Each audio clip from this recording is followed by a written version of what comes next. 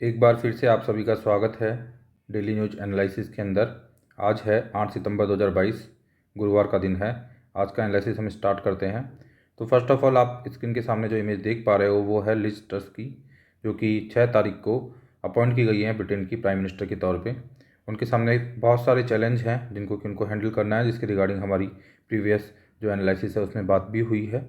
अभी वो डाइवर्स कर रहे हैं अपने कैबिनेट को, उसमें उन्होंने 2 इंडियन ओरिजिन के लोगों को कैबिनेट में इंक्लूड किया है और उनका फोकस है एनर्जी क्राइसिस के ऊपर काफ़ी ज़्यादा, क्योंकि एनर्जी क्राइसिस अभी ब्रिटेन में चल रहा है। यूक्रेन रशिया वॉर की वजह से भी काफ़ी क्राइसिस है और जो ग्लोबल सिनेरियो बना हुआ है इसकी वजह से ब्रिटेन काफ़ी क्राइसिस फेस कर रहा है वेरियस फ्रंट्स के ऊपर। तो काफ़ी सारे चैलेंज हैं इनके सामने जिनको कि इनको डील करना है। अब हम आगे बढ़ते हैं। जो नेक्स्ट न्यूज़ हमारे सामने है वो है कि स्टैचू बनाया गया है, सुभाष चंद्र बोस जी का स्टैचू लगाया गया है, एक इंडिया गेट के ऊपर इंस्टॉल किया गया है। उसके रिगार्डिंग ये इमेज है, ये आप देख सकते हो। आगे हम देखते हैं कि जो हमारा इनकम टैक्स डिपार्टमेंट है वो काफ़ी सर्वे वगैरह कर रहा है और काफ़ी जगह जाके मतलब कि जांचें की जा रही हैं, जांच पड़ताल की जा रही हैं। तो इसका कंटेक्स्ट क्या है यदि हम देखें तो आपको पता होगा कि पहले ईडी ने भी काफ़ी जगह रेड्स की हैं और काफ़ी सारी जो पार्टीज़ हैं वो पार्टी जो कि रजिस्टर्ड अनरिकॉग्नाइज पॉलिटिकल पार्टीज़ हैं RUPP, उनको पूरी तरह से डिलीट किया है एक तरह से लिस्ट के अंदर, क्योंकि वहाँ पे से उनके पास काफ़ी यहाँ से फंडिंग वगैरह आ रही है और उसका मिसयूज किया जा रहा है। बहुत सारे IT एग्जम्पन्स को क्लेम किया जा रहा है।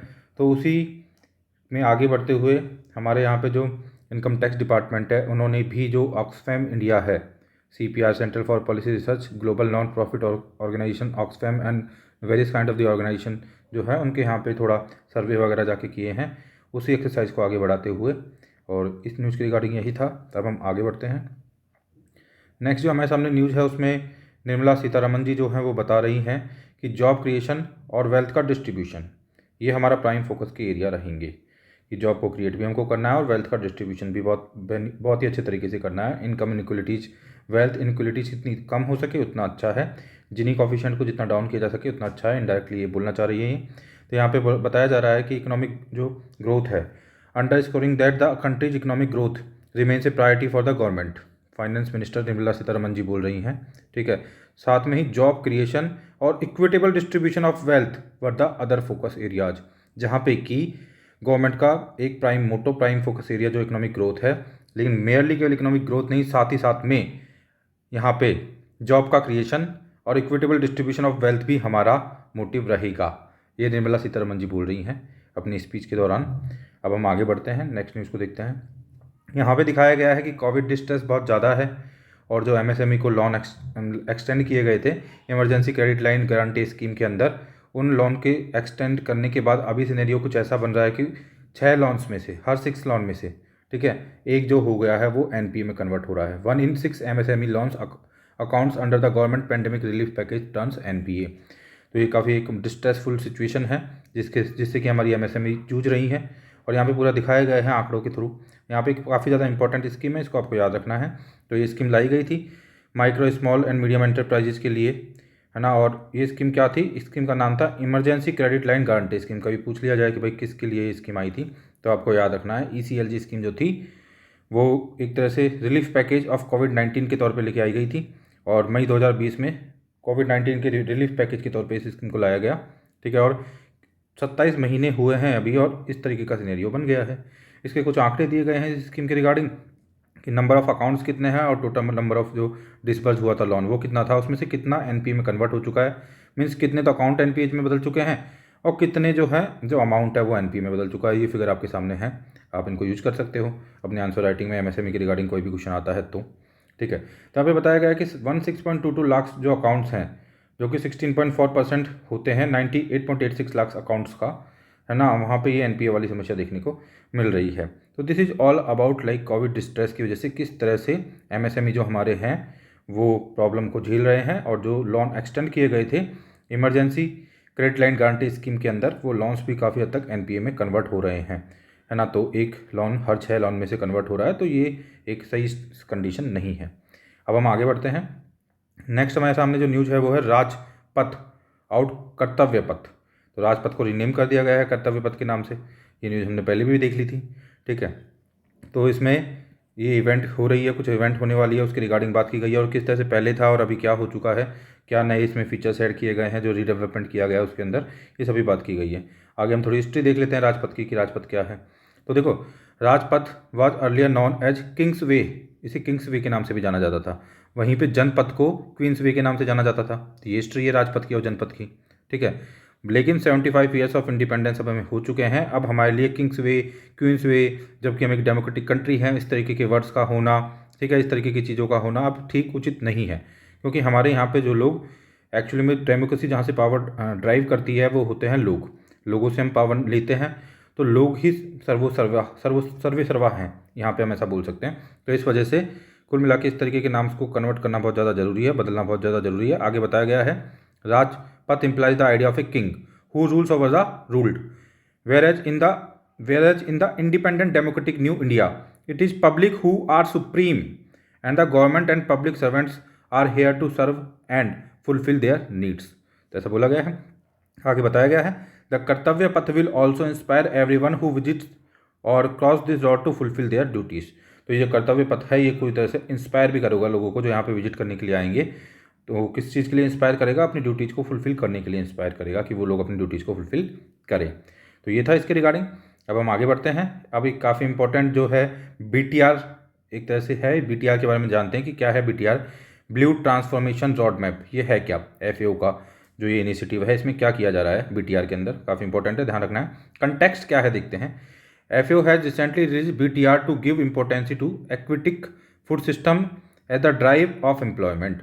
तो as a drive of employment के तौर पे BTR को लाया गया है। FAO ने अभी रिसेंटली इसको रिलीज किया है और इसमें एक्विटिक जो फूड सिस्टम के थ्रू एम्प्लॉयमेंट जनरेशन कैसे किया जाए, उसको कैसे अच्छे से यूटिलाइज किया जाए, उसके रिगार्डिंग यहाँ पे बात है।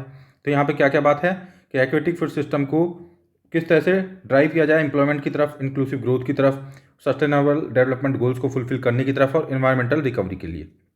तो यहाँ पे जो एम है BTR का, ब्लू आपको पता है ओशन के लिए भी हम ब्लू यूज में लेते हैं वर्ड, इसके रिगार्डिंग एक क्वेश्चन भी आ चुका है पहले, ठीक है, UPSC के अंदर ब्लू वर्ड के रिगार्डिंग। तो ब्लू ट्रांसफॉर्मेशन रोड मैप, तो यहाँ पे एम जो है वो क्या है, coordinate efforts by countries communities, coordinate efforts by countries communities and agencies to maximise the contribution of aquatic में क्या क्या आ जाएगा, बहुत fresh water and salt water food system to food security. तो BTR जो है ब्लू ट्रांसफॉर्मेशन जो रोड मैप है उसका पर्पज़ है कि कंट्रीज़ को, कम्युनिटीज़ को, एजेंसीज़ को, सबको इस तरह से एक combined efforts and coordinate efforts किए जाएं कि कुल मिला के कॉन्ट्रीब्यूशंस मिले, मैक्सिमम कॉन्ट्रीब्यूशंस मिले। मैक्सिमम कॉन्ट्रीब्यूशंस कहाँ से मिले? फ्रेशर वाटर और सॉल्ट वाटर दोनों तरीके के सिस्टम से, एक्विटिक सिस्टम से, ठीक है, और फूड सिक्योरिटी इंश्योर हो पाए। द एम री एम्फेसाइज द 2021 डिक्लेरेशन फॉर, ये काफ़ी इंपॉर्टेंट है, COFI आ सकता है ना। तो ये एम जो है या इसका जो एम है BTR का वो 2021 के अंदर होने वाली जो डिक्लेरेशन है ना, उसको भी कहीं ना कहीं पे री एम्फेसाइज करता है। वो डिक्लेरेशन क्या हुई थी? डिक्लेरेशन थी 2021 में for sustainable fisheries and aquaculture of committee on fisheries, COFI बोलते हैं इसको, ठीक है, कमिटी ऑन फिशरीज को, जो भी है। तो इसको देख लेना थोड़ा। COFI जो है एक सब्सिडरी बॉडी है FAO की, कभी आ जाता है COFI के बारे में कि भाई ये क्या है, ठीक है। तो ये सब्सिडरी बॉडी है एक FAO की, where members review the issues and challenge related to fisheries and aquaculture. तो जब फिशरीज की, एक्वाकल्चर की बात चल रही है तो आप बता सकते हो कि इंडिया के अंदर हमारा एक्सपोर्ट कितना है फिशरीज मार्केट का, मतलब कितना है एक्सपोर्ट, और हम क्या इसमें इंपोर्ट करते हैं, सबसे बड़ा मार्केट, ग्लोबल मार्केट कहाँ पे है। इंडिया के अंदर स्टेट्स की बात की जाए तो एक्वाकल्चर सबसे ज़्यादा कहाँ पे हो रही है, ठीक है। एक्वा मतलब एक तरह से फिशरीज के जो फार्मिंग वगैरह हम एक तरह से बोल सकते हैं, या फिश प्रोडक्शन सबसे ज़्यादा किस स्टेट के अंदर है, ये सभी चीज़ों को आप देख सकते हो। और कुछ इंपॉर्टेंट जो इनिशिएटिव्स है इस डायरेक्शन के अंदर, या फिशरीज वाले सेक्टर के अंदर, या एक्वा जो आपकी एक तरह से बोल सकते हैं एक्वा के थ्रू आप जो भी अचीव कर रहे हो उसके अंदर जो दूसरे इनिशिएटिव्स हैं वो क्या हैं। तो और भी इनिशिएटिव्स यहाँ पे दिखाए गए हैं जो कि काफ़ी इंपॉर्टेंट हो सकते हैं हमारे लिए। पहली बात है सेपरेट मिनिस्ट्री फॉर फिशरीज 2019 के अंदर आ चुकी है। ध्यान रखना, क्वेश्चन आ चुका है कि आ सकता है कि सेपरेट मिनिस्ट्री फॉर फिशरीज कब बनाई गई। एक स्कीम है PM मत्स्य संपदा योजना 2020 की, ब्लू रिवोल्यूशन 2.0। तो ये सभी जो हैं वो इनिशिएटिव्स हैं। तो ऐसा क्वेश्चन कभी आता है आपके ऊपर, आपके सामने, तो आपके सामने ऐसा क्वेश्चन कभी आता है तो आप इन सभी चीज़ों को, इन सभी इनिशिएटिव्स को, इन सभी स्कीम्स को साइड कर सकते हो अपने एग्जाम्पल्स के लेवल पे, ठीक है, क्वेश्चन के अंदर। तो यहाँ पे आगे दिखाया गया है कि किसान credit card for fish farmers and FIDF fisheries and aquaculture infrastructure development fund. तो ये सभी चीज़ें हैं जो कि अदर इनिशिएटिव्स हैं इस एरिया के अंदर। अब आगे देखते हैं हम, एक अभी बीमारी चल रही है इसके रिगार्डिंग बात करते हैं हम। बीमारी का नाम है लीजिनोलॉसिस, ठीक है। ये न्यूमोनिया लाइक इलनेस है, ये एक जो बीमारी है that varies in severity from mild febrile illness to a serious and sometimes fatal form of pneumonia. तो ये हो रही है बीमारी है ना, तो ये क्या होता है कि एयर कंडीशनर वगैरह इन सब चीज़ों की वजह से भी होती है। तो थोड़ा देख लेते हैं। डिजीज जो होता है टिपिकली स्प्रेड होती है via inhalation of contaminated aerosols from contaminated water. तो कंटेमिनेटेड वाटर के जो कंटेमिनेटेड एरोसोल्स होते हैं उसको जब आप इनहेल कर लेते हो तो उसकी वजह से बीमारी होती है। विच कुड कम फ्रॉम, जो ये इनहेल कर रहे हो आप कंटेमिनेटेड वाटर, जो एरोसोल्स हैं कंटेमिनेटेड जो एरोसोल्स है वो कहाँ से आ सकते हैं? एयर कंडीशनिंग से आ सकते हैं, कूलिंग टावर से आ सकते हैं, और कंडेंसर जो होते हैं वहाँ से आ सकते हैं, और इन सब चीज़ों के थ्रू एयर कंडीशनिंग वगैरह के वहाँ से ये सब आ सकते हैं, इंडस्ट्रियल कूलिंग वगैरह से आ सकते हैं। तो ये एक बीमारी है, इसके बारे में आपको याद रखना है। आगे हम बढ़ते हैं और नेक्स्ट न्यूज़ देखते हैं हमारी। तो है यहाँ पे इंडिया और बांग्लादेश के बीच में जो जितने भी एग्रीमेंट्स वगैरह हुए हैं इन सभी के रिगार्डिंग इस न्यूज़ में बात की गई है। दिल्ली ढाका जो स्टेटमेंट है उसकी बात यहाँ पे चल रही है। तो यहाँ पे हुआ क्या है, तो आप देख सकते हो कि किन किन एरियाज़ के अंदर बात हुई है।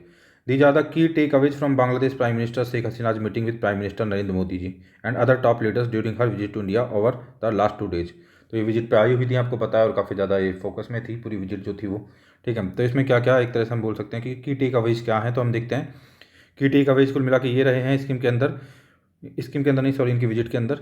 Bring the number of deaths along the border to zero, जो बॉर्डर के ऊपर डेथ्स वगैरह होती है उनको कम करो, जीरो करो। Finalise defence projects under line of credit, line of credit के अंदर डिफेंस प्रोजेक्ट्स को फाइनलाइज करना है ना। और स्टार्ट करनी है talks for a comprehensive trade pact in 2022 and conclude the Teesta water sharing treaty and ये सभी चीज़ों के ऊपर बात हुई है। And build railway links in Bangladesh, allow coastal radars along the neighbouring countries, coast जो होती है उनके कोस्ट के आसपास, इन सब पे ये सारी बातें हुई हैं। तो ये इसके रिगार्डिंग हमने पहले भी काफ़ी बात की हुई है। थोड़ा और देख लेते हैं इसको क्योंकि इंपॉर्टेंट हो जाता है थोड़ा। तो यहाँ पे देखो बता रखा है बॉर्डर के रिगार्डिंग क्या बात बता रखी है वो देख लेते हैं यहाँ पे ना। तो यहाँ पे जब बात हुई है तो फिर बाद में एक्सपेडाइट करने के लिए बोला है जितने भी ऑफिशियल्स हैं उनको, एक तरह से क्या बोला है कि expedite work to complete all pending development works within 150 yards of the zero line, ठीक है। तो ये यहाँ पे बात बोली है, ठीक है। रोहिंग्या क्राइसिस के रिगार्डिंग इंडिया ने बोला है कि बांग्लादेश ने जो रोहिंग्या को सपोर्ट वगैरह दिया है और थोड़ा उसको अप्रिशिएट किया है एक तरह से इंडिया ने, ऐसा बोला है कि आपने मतलब ह्यूमैनिटेरियन ग्राउंड के ऊपर काफ़ी ठीक काम किया है उनको सपोर्ट देके। एंड देन डिफेंस के अंदर जो बात चल रही है, तो डिफेंस के अंदर भी बात चाहिए कि ये रही है कि early finalisation of projects under the line of credit for defence, line of credit for defence के अंदर फाइनलाइजेशन करना है प्रोजेक्ट्स का जल्दी, which would be beneficial for both the countries. इसके रिगार्डिंग बात हो रखी है, ठीक है। और आगे वाटर के रिगार्डिंग बात क्या हुई है, हसीना जी हैं उन्होंने रिट्रेटेड किया है, एक तरह से रिट्रेट किया है बांग्लादेश का long pending request for concluding the interim agreement on sharing of water of the Teesta river, ठीक है। The draft of which was finalize in 2011। तो इसकी ड्राफ्टिंग तो 2011 में फाइनलाइज हो चुकी है। ट्रेड के रिगार्डिंग क्या बात रही है, और ट्रेड के रिगार्डिंग बात रही है the statement said the two leaders welcome the recent finalisation of a joint feasibility study which recommended that the comprehensive economic partnership agreement will be beneficial for both countries, ठीक है। तो यहाँ trade के अंदर ये बात हुई है। तो इसी से हमारी ये न्यूज़ पूरी होती है। अब नेक्स्ट न्यूज़ के ऊपर हम चलते हैं। तो cabinet approves scheme for upgrade schools with NEP condition for states. तो नेशनल एजुकेशन जो पॉलिसी है बहुत ज़्यादा भी न्यूज़ के अंदर चल रही है क्योंकि PM श्री स्कीम आई हुई है। PM श्री स्कीम क्या है, तो union cabinet on Wednesday approve the PM Shri, जो PM श्री स्कीम है उसको, इसकी फुल फॉर्म क्या है, PM schools for rising India. तो इसके अंदर 14,500 स्कूल्स को एक तरह से आइडेंटिफाइड किया जाएगा, उनको रीडेवलप किया जाएगा। उसके लिए जो पूरा बजट दिया गया है वो दिया गया है 27,360, 27,360 करोड़ रुपए का बजट इसके लिए दिया गया है। और ये सेंट्रल स्पॉन्सर्ड स्कीम देने वाली है जिसमें 60% वहन करेगा सेंटर और 40% वहन करेगा स्टेट्स। और यहाँ पे जो है यहाँ पे आगे भी इसके बारे में हम बात कर लेंगे, लेकिन ध्यान रखना हिली ट्रैक्स एंड हिली एरियाज़ वगैरह वहाँ पे फंडिंग का पैटर्न अलग रहने वाला है। तो 27,360 करोड़ की स्कीम रहने वाली है, 14,500 स्कूल्स को इसमें इंक्लूड किया जाएगा। और इसके अंदर क्या क्या की फीचर्स हैं इस स्कीम में, क्या रीडेवलपमेंट किया जाएगा स्कूल्स के अंदर, यदि उसकी हम बात करें थोड़ी, तो smart classroom and digital library start की जाएंगी। Modules on foundational literacy numeracy, foundational literacy numeracy के अंदर मॉड्यूल्स बनेंगे, ठीक है। Mentoring by higher education institutions, तो इनको मेंटरिंग भी दी जाएगी, मतलब स्कूल्स को एक तरह से कनेक्ट किया जाएगा हायर एजुकेशन इंस्टीट्यूट्स के साथ, और मेंटरिंग वगैरह प्रोवाइड की जाएगी स्कूल्स को हायर एजुकेशन इंस्टीट्यूट्स के द्वारा। 10 बैग फ्री डे रखे जाएंगे कि बैग नहीं लेके जाना है, जिसमें कि आपको इंटर्नशिप विद आर्टिसंस होगा और प्री स्कूल फैसिलिटीज़ होंगी। तो ये सभी काफ़ी सारी जो है बिल्कुल नए नए इनिशिएटिव, नई नई इनोवेटिव फीचर्स इसके अंदर इंक्लूड किए जा रहे हैं। थोड़ा और जान लेते हैं इसके बारे में हम हल्का सा। तो देखो यहाँ पे वही बताई गई है, वापस वही बातें रिपीट की गई कि तो 27,360 करोड़ का फंड जो जाएगा और 14,500 स्कूल्स के अंदर ये किया जाएगा, तो उसमें क्या क्या चीज़ पे किस किस एरिया में फोकस किया जाएगा, ठीक है। और अभी इसके रिगार्डिंग एक एडिटोरियल रहेगा, तो उसमें हम इसको और कॉम्प्रिहेंसिवली देख लेंगे पूरी स्कीम को। अब आगे यहाँ पे बताया जा रहा है न्यूज़ के अंदर, श्रीलंका के अंदर जो इकोनॉमिक क्राइसिस आ रहा है वो इम्प्यूनिटी है ना फॉर राइट्स अब्यूज है ना, इसकी वजह से भी एक रीजन रहा है इसका ना, of past impunity for rights abuse, UN बोल रहा है ऐसा। तो श्रीलंका के अंदर क्राइसिस आया हुआ है, पूरी तरह से क्राइसिस के अंदर श्रीलंका है, पॉलिटिकल इकोनॉमिकल सभी काइंड ऑफ क्राइसिस श्रीलंका के अंदर आ चुके हैं। तो ऐसी कंडीशन के अंदर यूएन की लाइन बोल रहा है यूएन की, Sri Lanka's economic crisis result of past impunity for rights abuses. तो इसमें जो अब्यूज रहा है राइट्स का, उसके रिगार्डिंग बात बोली है यहाँ पे। वापस बोला गया है कि यदि श्रीलंका को वापस रिस्टोर करना है, श्रीलंका को वापस लेके आना है, तो बहुत सारे फ्रंट्स के ऊपर काम करना पड़ेगा।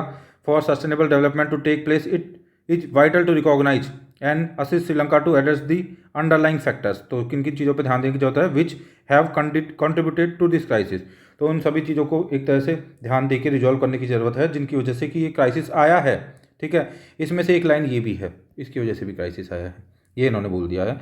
और आपको पता है कि काफ़ी ज़्यादा हालत ख़राब है श्रीलंका की, फ्यूल की शॉर्टेज है। यहाँ पे देखो एक ये इमेज दिखाई गई है, ये यहाँ पे जो यहाँ के मछुआरे हैं उनकी इमेज है, यहाँ पे दिखा रखा है कि फ्यूल की भी शॉर्टेज है।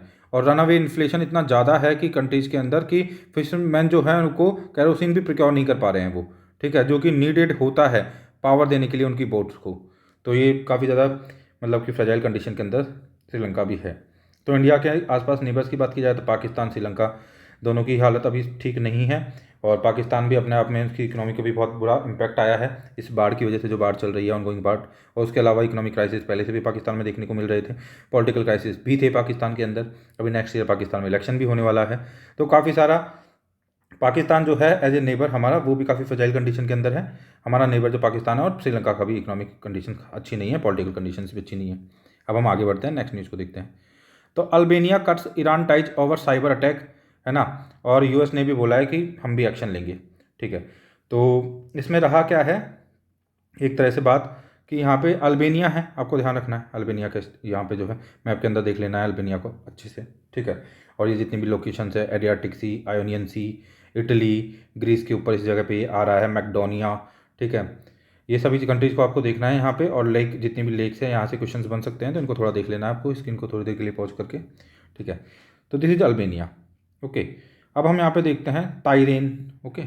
तो यहाँ पे क्या रहा है कुल मिला के कि साइबर अटैक्स हुए थे कुछ जुलाई के महीने के आसपास, या पहले जो भी साइबर अटैक्स रहे होंगे, तो इनको इराक को उसके लिए रेस्पॉन्सिबल बताया गया है। और अल्बेनिया ने जितने भी अपने डिप्लोमेटिक टाइज हैं वो काट लिए हैं ईरान से, और ईरान के जितने भी डिप्लोमेट्स वहाँ पे थे उनको बोल दिया है कि आप जाइए यहाँ से। तो this is all about this news. तो अल्बेनिया ने अपने इकोनॉमिक टाइज को ईरान के साथ कट कर दिया है, ईरान के साथ अपने इकोनॉमिक टाइज को अल्बेनिया ने कट कर दिया है, ओके। तो ये रहा है साइबर अटैक जो हुआ था उसकी रिस्पॉन्सिबिलिटी ईरान के ऊपर डालते हुए। अब हम आगे चलते हैं। अब काफ़ी ज़्यादा इंपॉर्टेंट है, मैप पॉइंट ऑफ व्यू से आपको फिर देखना है, मैप्स के ऊपर हम बहुत ज़्यादा फोकस कर रहे हैं, क्योंकि मैप्स जो है काफ़ी ज़्यादा इंपॉर्टेंट हो जाते हैं प्रीलिम्स पॉइंट ऑफ व्यू से, या किसी भी एग्जाम के ऑब्जेक्टिव क्वेश्चंस के पॉइंट ऑफ व्यू से। क्योंकि जब भी कोई इंटरनेशनल इवेंट होती है तो वहाँ पे मैप्स बेस्ड क्वेश्चंस आने की संभावना बहुत ज़्यादा होती है। तो यहाँ पे देखो, आप पहली बात तो देख पा रहे हो कि सीरिया को देखो, ये सारी जो कंट्रीज हैं उनको अच्छे से देखना है आपको, ठीक है। मिडिल ईस्ट की जितनी भी कंट्रीज हैं इन सभी को आपको बहुत ही अच्छे से देखना है। तो यहाँ पे देखो ये सीरिया है, और ये लेबनान है सीरिया के पास में, यहाँ पे इजराइल है, कल भी हमने बात की थी, लेबनान की हमने बात कर दी, सॉरी जॉर्डन की हमने बात कर दी, ये लेबनान है, ये सिनाइन पेनिनसुला की हमने कल भी बात की थी, और ये इजिप्ट है, ये सऊदी अरबिया है, इराक है, ईरान है, टर्की है, ब्लैक सी है, कैस्पियन सी है, मेडिटेरियन सी है, ओके, ठीक है। यहाँ पे बात चल रही है कुल मिला के सीरिया की। अब सीरिया को इंटरनली हम देख लेते हैं कि सीरिया के अंदर क्या है। तो अलेप्पो एक सिटी है सीरिया की जो काफ़ी ज़्यादा इंपॉर्टेंट है, लेक असाद काफ़ी इंपॉर्टेंट है, ठीक है। और ये जितने भी इलाके हैं इनको सबको यूफ्रेट्स रिवर जो इसमें से जा रही है, टिग्रिस इसके ऊपर से क्रॉस करते हुए ऊपर से जा रही है, मतलब बिल्कुल बॉर्डर से, ठीक है। तो इन सभी जगह को भी आपको देख लेना है अच्छे से। ये दमेस्कस जो है काफ़ी इंपॉर्टेंट कैपिटल ऑफ सीरिया, इसको भी आपको देख लेना है, यहाँ पे दमेस्कस का स्टेटस है, यहाँ पे है दमेस्कस मतलब कुल मिला के। तो अभी बोला है सीरिया ने एक तरीके से, इजराइल ने अटैक किया है, डैमेज किया है अलेप्पो एयरपोर्ट को, इजराइल के ऊपर इस तरीके के आरोप लगाए हैं सीरिया ने, ठीक है। और इसे वॉर क्राइम का नाम दिया है सीरिया ने। तो यहाँ पे हमारे लिए जो इंपॉर्टेंट हो जाता है वो लोकेशंस इंपॉर्टेंट हो जाती है, तो मैंने आपको अच्छे से काफ़ी अच्छे से लोकेशंस बता दी हैं, ठीक है। इनको ध्यान रखना है इन सभी लोकेशंस का आपको, दमेस्कस, अलेप्पो, ठीक है, और लेक असाद, ये सभी जितनी भी जगह हैं ये काफ़ी इंपॉर्टेंट है, इन सभी को आपको याद रखना है। अब हम आगे बढ़ते हैं। अगेन ये मैप दिखाया गया है, यहाँ पे देख सकते हो आप, ये गाजा स्ट्रिप है और ये वेस्ट बैंक है और ये पूरा इजराइल है। ठीक है, यहाँ पे जो है ये डेड सी है, ये जॉर्डन रिवर है। डेड सी बहुत ज़्यादा इंपॉर्टेंट है, ध्यान रखना है आपको। जॉर्डन के बीच में और इजराइल के बीच में एक तरह से आ रहा है डेड सी। और यहाँ पे आपको ध्यान रखना है कि वेस्ट बैंक है ये, एक्चुअली में ये इजराइल के ईस्ट में है लेकिन बोलते इसको वेस्ट बैंक है। यहाँ पे जेरूसलेम है ही, ठीक है, काफ़ी important capital of Israel and all. ठीक है, उसके बाद ये जो गाजा स्ट्रिप है, ये गाजा स्ट्रिप भी काफ़ी ज़्यादा इंपॉर्टेंट जगह है। ये ईस्ट में है इजराइल के, सॉरी ये वेस्ट में है इजराइल के, सॉरी ये वेस्ट में है इजराइल के। ठीक है, और वेस्ट बैंक जो कि नाम में तो वेस्ट आता है लेकिन है ईस्ट में, इस तरह से आप याद रख सकते हो इसको।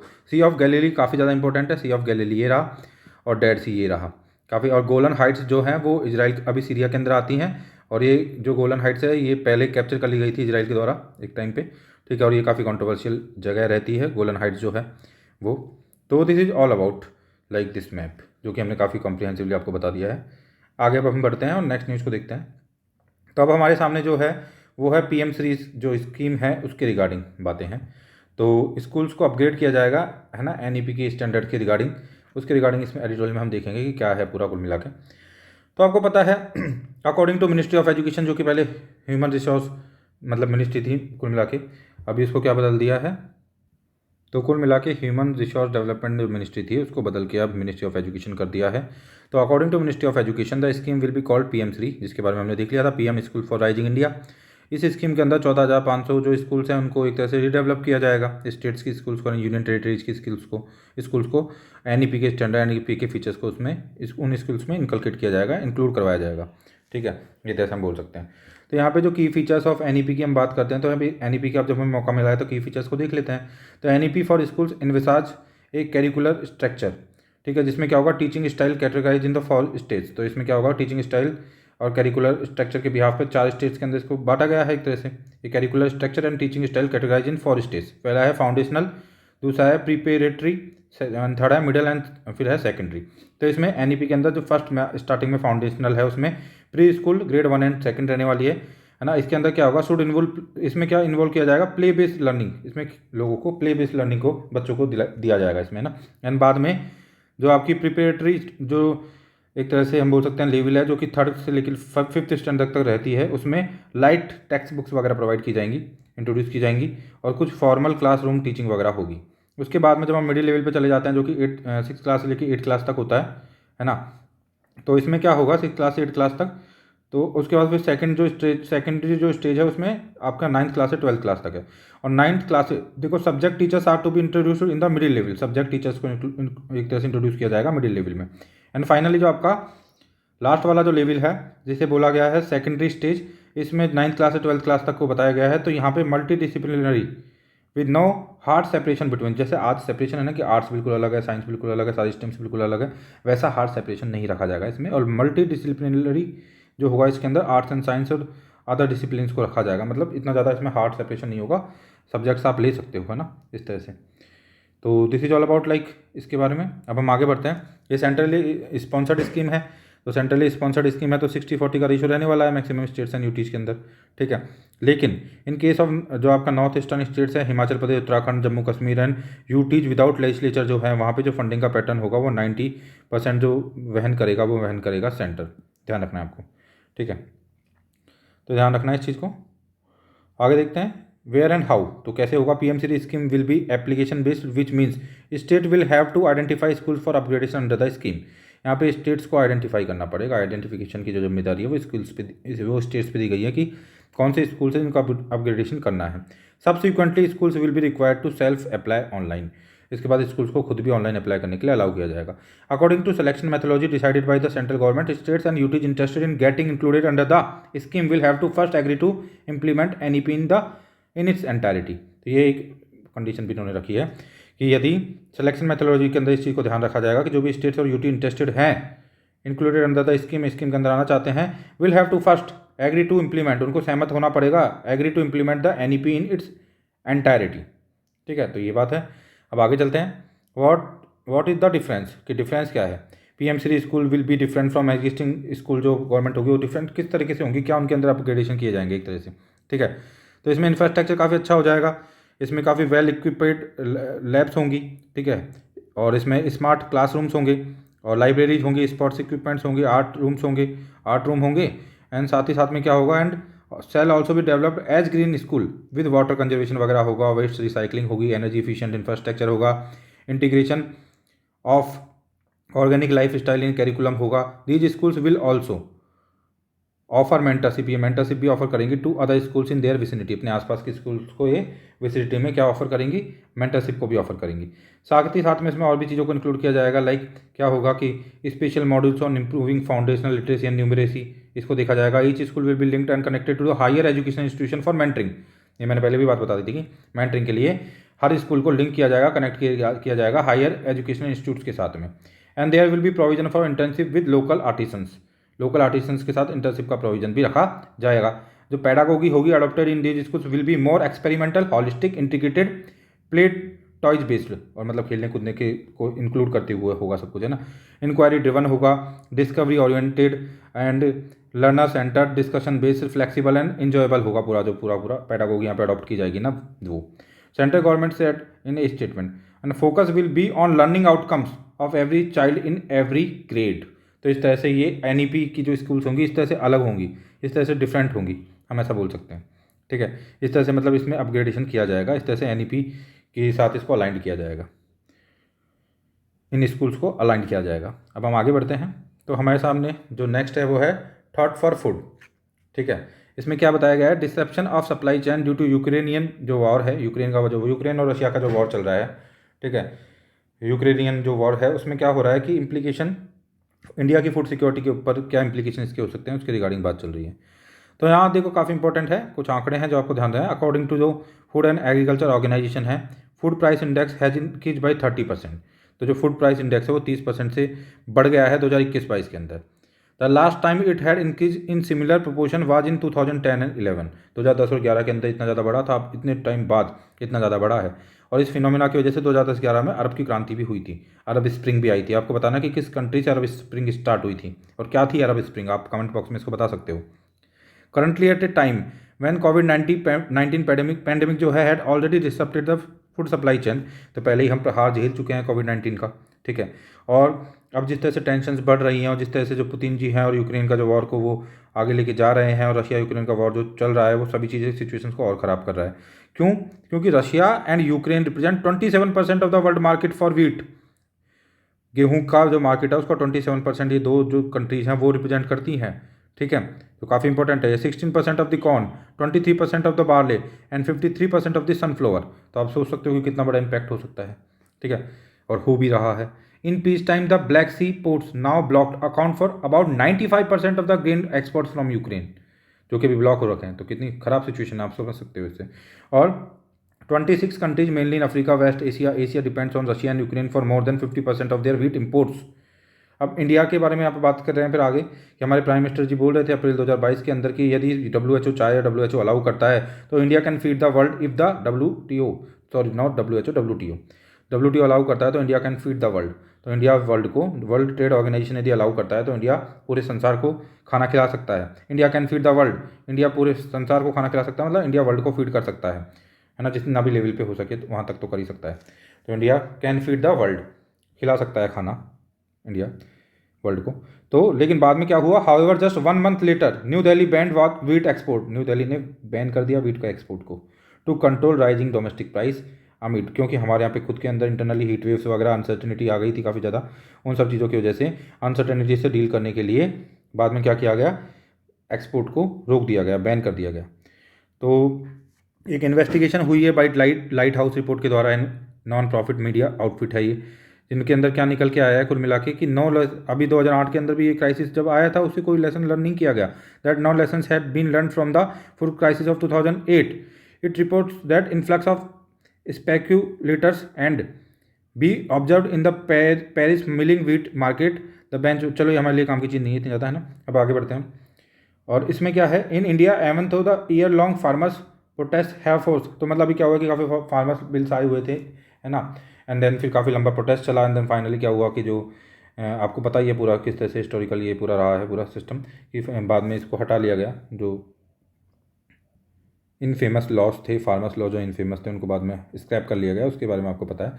तो अभी काफ़ी ज़्यादा अनसर्टिनिटी है इंडिया के अंदर भी, प्राइवेट सेक्टर का क्या रोल हो सकता है एग्रीकल्चर के अंदर उस चीज़ को लेके। फॉर 2023 जो है 22 और 23 के अंदर गवर्नमेंट ने क्या किया है, काफ़ी ज़्यादा प्रोक्योरमेंट जो होता है ना वीट का, उसको डाउन कर दिया है, और काफ़ी सब्सटेंशियल डाउनिंग हुई है इसमें, काफ़ी सब्सटेंशियल डाउन किया है इसको, एक तरह से हम बोल सकते हैं। तो इसमें गवर्नमेंट ने बोला है एक्चुअली में कि भाई हमने तो इसलिए डाउन कर दिया है क्योंकि यहाँ पे अभी प्राइवेट सेक्टर की तरफ से डिमांड काफ़ी थी और प्राइवेट सेक्टर ने परचेज कर लिया है प्राइवेट प्लेयर्स ने, इसलिए हमने इतना ज़्यादा प्रोक्योरमेंट नहीं किया है, ठीक है। लेकिन अब 2008 के अंदर इंडिया यदि बच पाया था ग्लोबल फूड क्राइसिस से, ठीक है, उस टाइम पे सिचुएशन उस टाइम पे भी कुछ ऐसी ही हो रही थी, है ना। India face the similar situation during the 2008 food crisis but manage to weather the storm, मतलब बच पाया। एपीएमसी जो होता है ना, एपीएमसी का जो फूड स्टॉक था हमारा, उसकी वजह से बच पाया था। और आपको पता है कि कोविड के अंदर भी हमारा जो फूड स्टॉक था उसने हमको काफ़ी हद तक बचाया है, ठीक है। तो this is all about I think this news. अच्छा, इसके अंदर और भी आगे लिखा हुआ है तो देख लेते हैं फाइनली, ठीक है। सो आज जो है इन्फ्लेशन काफ़ी तेज़ी से बढ़ रहा है और food inflation is a major cause of concern for food security in India, ठीक है। इनकम कम हो रही है, सब चीज़ें चल रही हैं, बहुत सारे इसमें आंकड़े दिखाया गया कि इंडिया 101वीं रैंक पे आ रहा है 116 कंट्रीज में ग्लोबल हंगर इंडेक्स के अंदर। तो according to hunger watch report conducted in February 45% of the respondents reported running out of food in the preceding month. The situation could be even more precarious now because of the spikes in prices. तो कुल मिला के ये सारी बात बताई गई है यहाँ पे। तो इसमें यही बताया गया कि क्या इंप्लीकेशंस हो सकते हैं यूक्रेन वॉर के इंडिया के ऊपर, तो उसके रिगार्डिंग इंडिया के रिगार्डिंग यहाँ पे सारी चीज़ें बताई गई हैं कि इंडिया किस तरह से इंपैक्टेड हो रहा है और इंडिया की खुद की इंटरनल रीजन्स क्या है, इंटरनल जो प्रॉब्लम्स है उससे कैसे इंपैक्टेड हो रहा है, हमारे यहाँ पे फूड सिक्योरिटी कितनी है, फूड इन्फ्लेशन कितना है, ग्लोबल हंगर इंडेक्स के अंदर हमारा लेवल कितना है, उन सभी चीज़ों को बताया गया है यहाँ पे।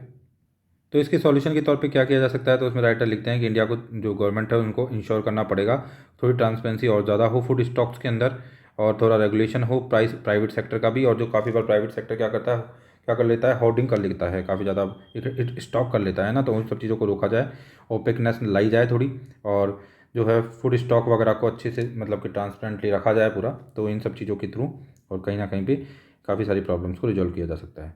तो आज के एनालिसिस के अंदर इतना ही था। आज हम प्रीलिम्स पोस्ट एनालिसिस नहीं कर रहे हैं, कल से उसको कैरी ऑन करेंगे। सुनने के लिए धन्यवाद आपका।